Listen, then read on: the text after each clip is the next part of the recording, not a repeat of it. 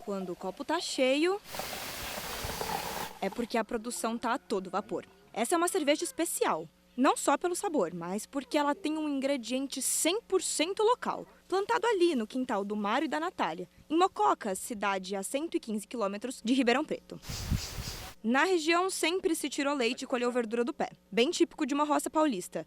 Mas há 2 anos e meio, o lúpulo tomou parte da terra do casal. Primeira vez que a gente pegou uma planta de lúpulo na mão, é quase que paixão à primeira vista, né? Você meio que sente o sabor da cerveja cheirando o lúpulo. Além de ser uma planta extremamente interessante, ser algo extremamente novo, desafiador, a gente gosta muito disso. A planta é natural da Europa e traz aroma e amargor para a bebida. Os galhos presos nessas estruturas verticais podem até lembrar parreiras de uva, mas com o lúpulo é diferente. De acordo com este engenheiro agrônomo, o lúpulo precisa de nutrientes e muito sol para se desenvolver.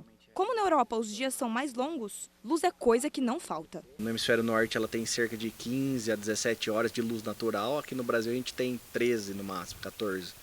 Então a gente suplementa com iluminação artificial e ela precisa de uma estrutura que a gente chama de treliça, que é como se fosse um parreiral de uva de 5 a 6 metros de altura.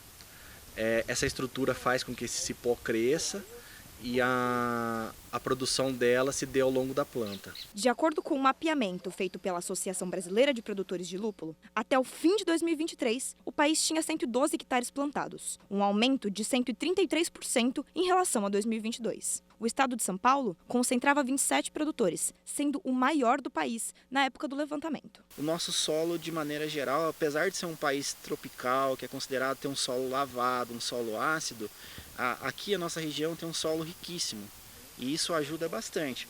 Por quê? A planta precisa de muitos nutrientes, o solo já tendo essa quantidade grande de nutrientes, obviamente com auxílio do ser humano aí, é uma combinação importante para a planta crescer. Essa flor, ela não sai da planta e vai direto para a fábrica. Antes ela precisa ser beneficiada, ou seja, ela passa por um processo de secagem para depois se transformar em grãos que vão compor a cerveja.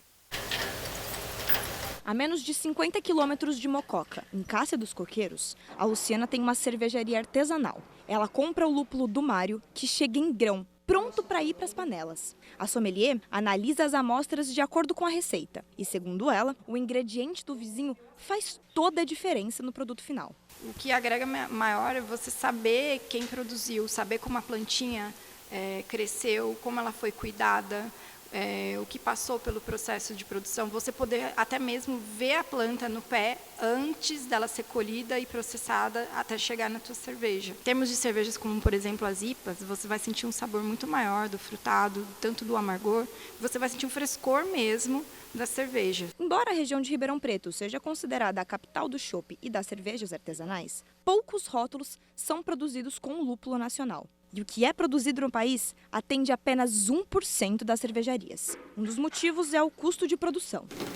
De acordo com o mapa do lúpulo no Brasil, o quilo é vendido entre 150 e 250 reais, enquanto o importado, mesmo sendo negociado em dólar, custa metade do preço. O Brasil já descobriu como faz bem feito. As nossas varietais são muito boas, estão sendo muito bem colocadas no mercado mundial, mas precisa ser escalado e para isso precisa de incentivos para auxiliar os pequenos produtores, já que a grande maioria dos cultivares de lúpulo no Brasil são pequenas. De acordo com este engenheiro agrônomo, a falta de políticas de incentivo à produção, como a abertura de crédito para os agricultores, dificulta a expansão. Incentivo não só para cervejarias, mas para os produtores.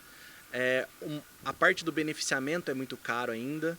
Então, o que a gente precisa? É realmente construir um elo entre as cervejarias, poder público e produtores, para que essa cadeia se estabeleça e cresça. Apesar disso, segundo o produtor, é uma cultura com potencial e pode ser lucrativa. A gente já quebrou várias barreiras, várias falácias de que lúpulo não nascia, não produzia no Brasil. Então, isso é um incentivo. A gente está sendo penalizado pelo pioneirismo, por ter que desbravar muitas coisas. No entanto, a gente acredita também que isso vai trazer muitos benefícios para nós e, obviamente, para o mercado cervejeiro, de maneira geral, ter um produto tão fresco, tão perto deles.